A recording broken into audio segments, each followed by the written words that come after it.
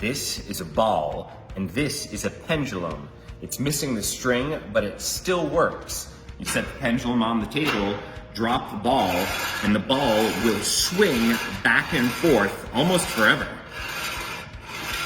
These tubes have different shapes, but when you pour liquid into them and hold them at the same level, the liquid rises up at the exact same rate.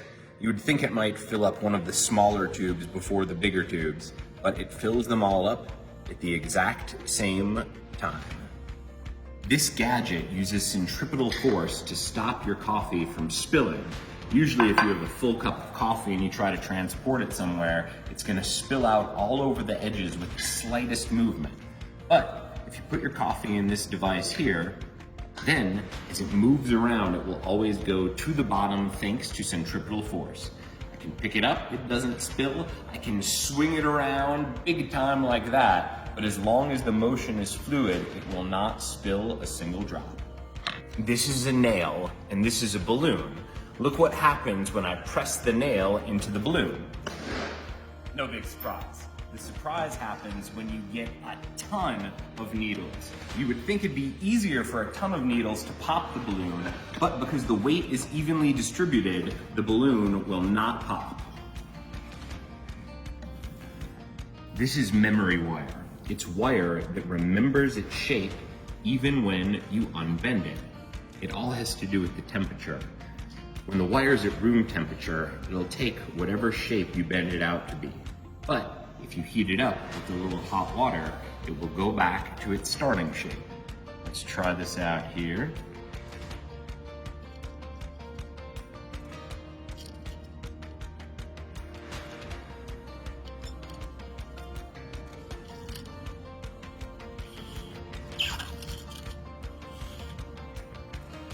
Most people can't even balance one nail on the head of another nail, but it's actually possible to balance 10 nails on the head of one nail.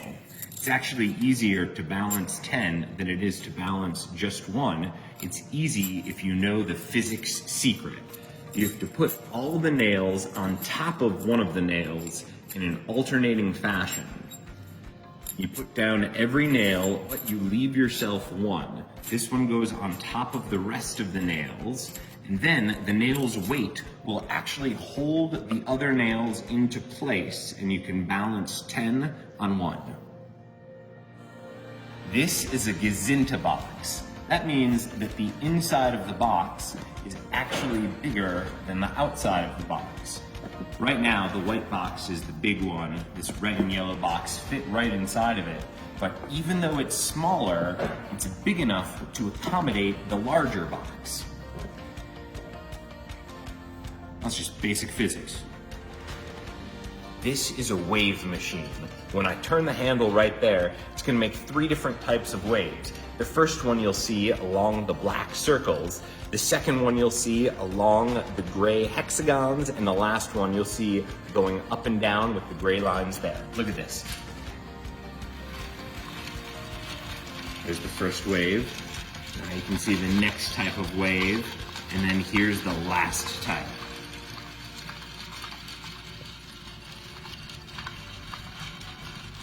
I got a jar of water on a metal stick. The metal stick is connected to another jar of water.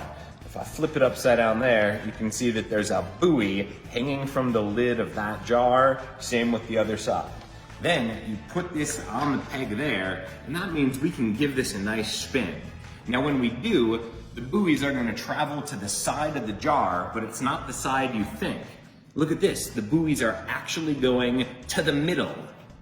This machine runs forever. Well, almost. It's made of a very heavy metal wheel and 2 threads connecting the wheel to a bar at the top. When the wheel gets to the top, it's filled with potential energy. Then, as you let it go, it converts to kinetic energy, bounces down, rolls itself back up, giving it more potential energy, which converts into kinetic energy again. I'm gonna let it go, and we'll see how long it can go for before it loses height. All right, here we go. 3, 2, 1 and drop. Goes down, and then it goes almost back to its exact starting place. If you look, the amount of space that's going down each time is minimal. This is as close to a perpetual motion machine as you're gonna get. This end of the machine here is taller than that end down there. Check it out. Tape measure, this end is about 2.5 inches, but if we go down to this side, it's only 2 inches. Now, that explains why, if you take a pen and put it in the middle, it's gonna roll in that direction, because this direction is lower. However, it's a little different with this block of wood. See, this block of wood, because of the way it's shaped, does not roll down the machine like the pen. The block of wood rolls up the machine.